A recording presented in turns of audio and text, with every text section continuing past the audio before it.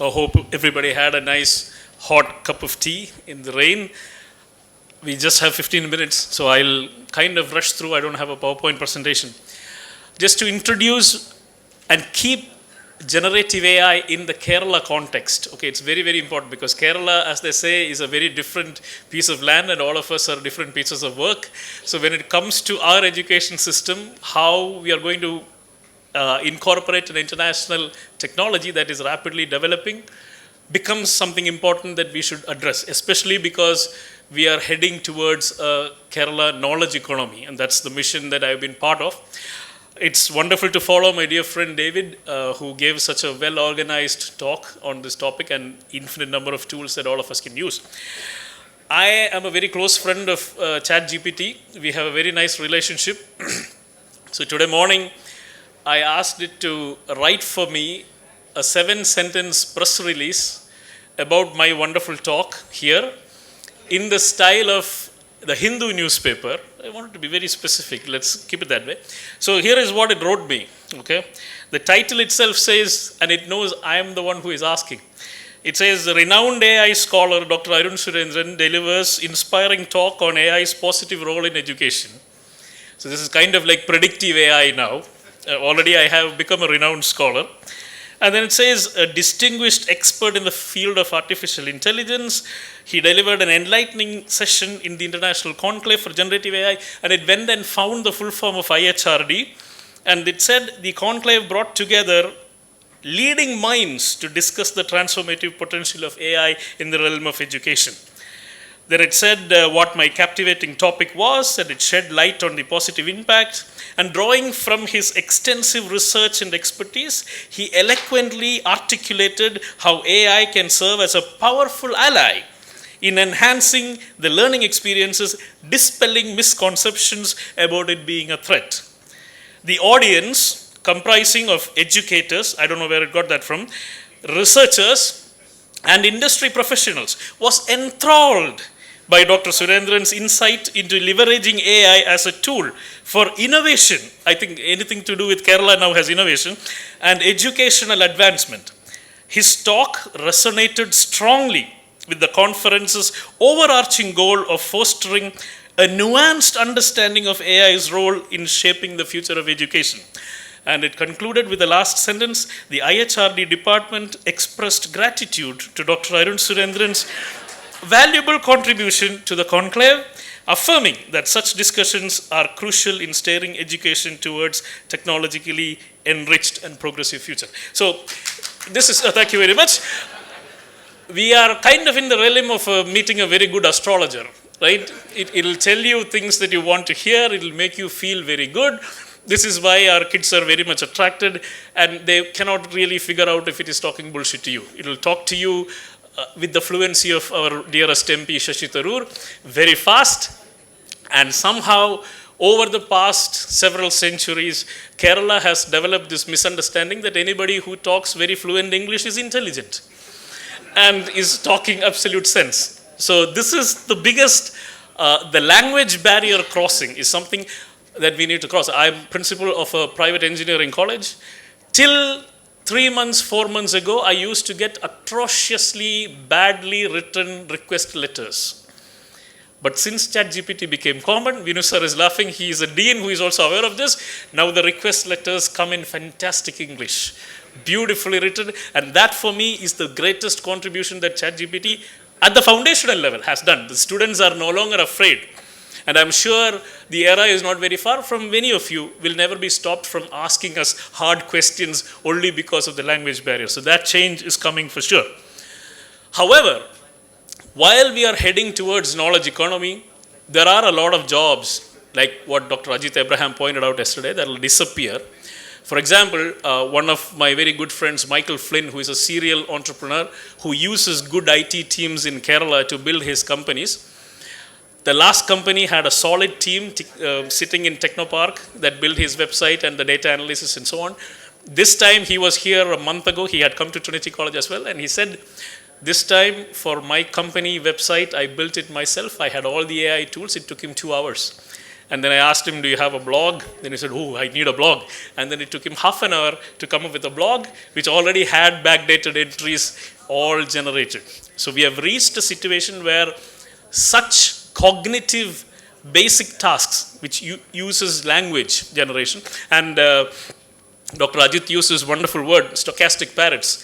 It may or may not make sense, but then, our reading habits, our reading depth has already disappeared to a very large extent.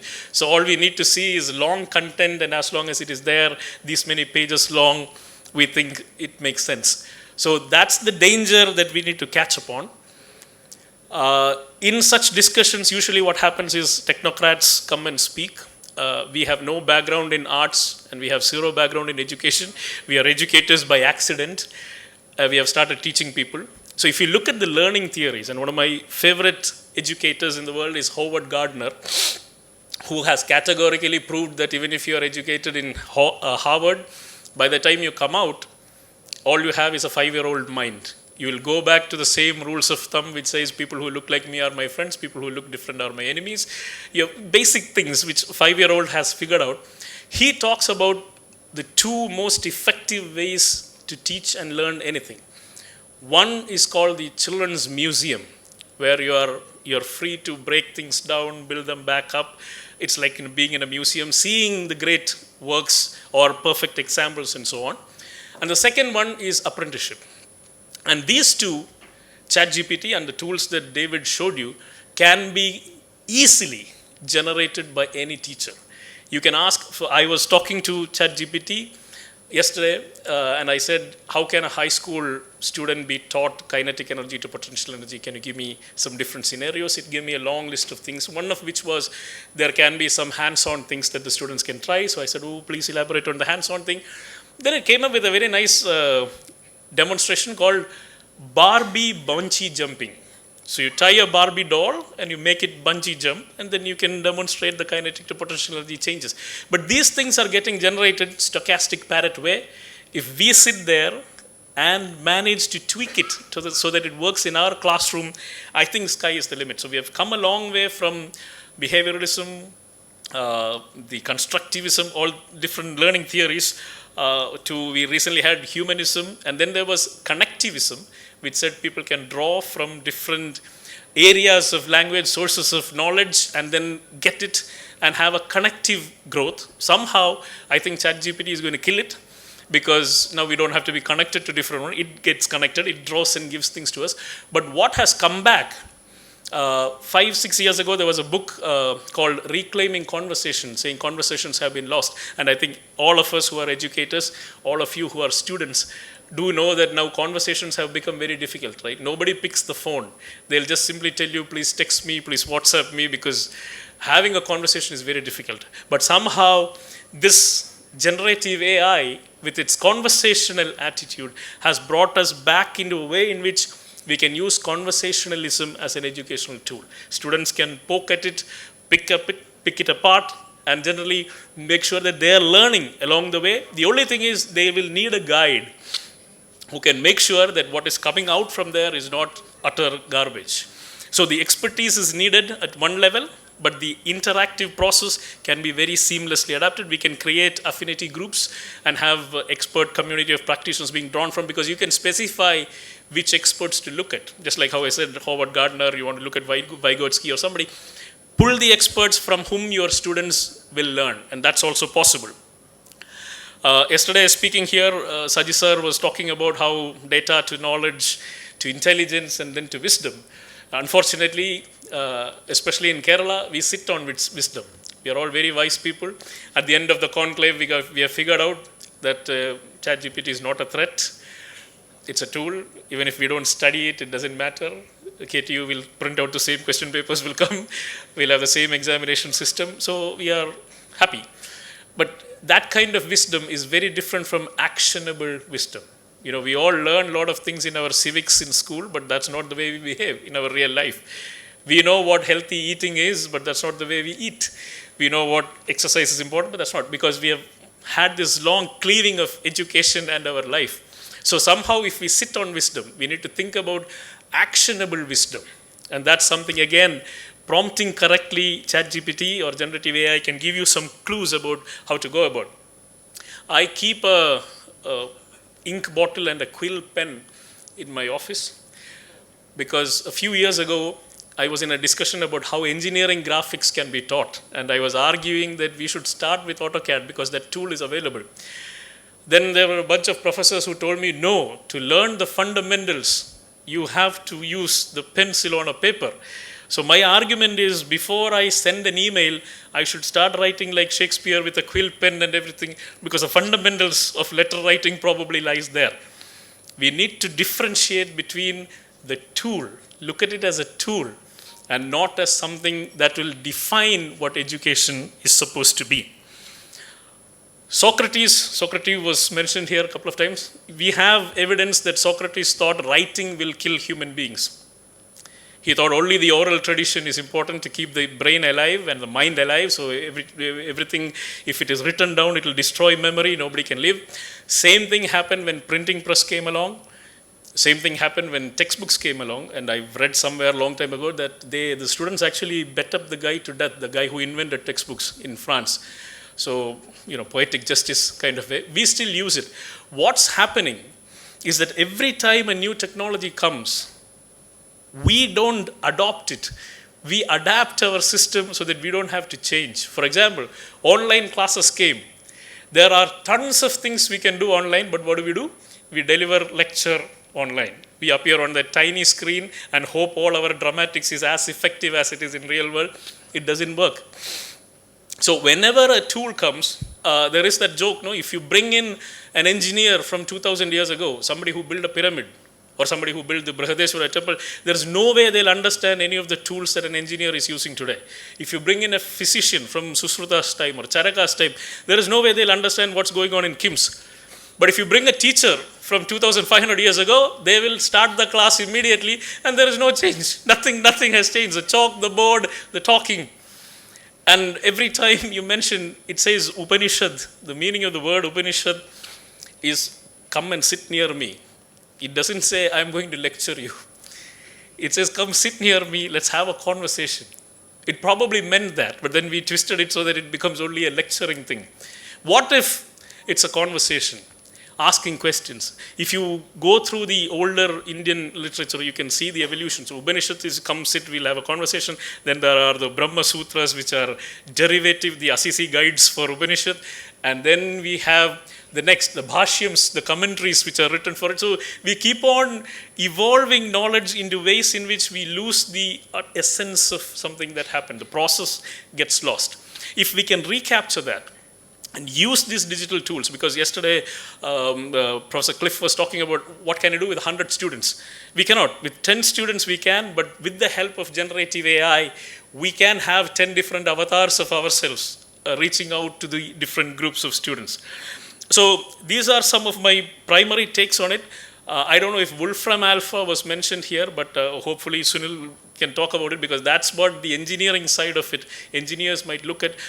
ChatGPT can give you total nonsense answers. So you ask for what's the distance between IMG to USD Global, it will very confidently tell you 700 kilometers. If you want to walk, you can go like this, go like that.